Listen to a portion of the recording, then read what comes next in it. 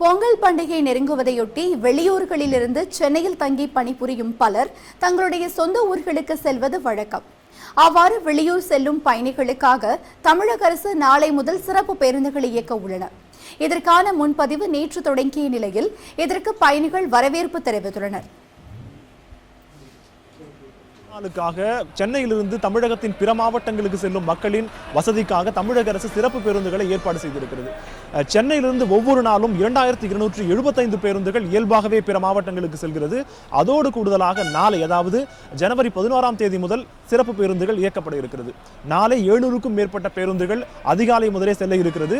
நாளை மறுநாள் 12ஆம் தேதி 1700க்கும் மேற்பட்ட பேருந்துகளும், 13ஆம் தேதி 1800க்கும் மேற்பட்ட பேருந்துகளும் சென்னையிலிருந்து தமிழகத்தின் பிற மாவட்டங்களுக்கு செல்ல இருக்கிறது. அதே போன்று பொங்கல் திருநாளை முடித்துக் கொண்டு சென்னை திரும்புபவர்களுக்கு வசதியாக ஜனவரி 15, 16, 17 ஆகிய 3 தேதிகளிலும் சிறப்பு பேருந்துகள் இயக்கப்பட இருக்கிறது. தங்கள் சிரமங்களை போக்குவதற்காக அதிக அளவில் பேருந்துகளை இயக்குவது மகிழ்ச்சி அளிப்பதாகவும், இன்னும் கூடுதலாக பேருந்துகளை இயக்கினால் வசதியாக இருக்கும் என்பதும் பேருந்து பயணிகளின் எதிர்பார்ப்பாக இருக்கிறது. காவேரி நியூஸ் செய்திகளுக்காக ஒளிப்பதிவாளர் திருமலையுடன் லோகேஷ்.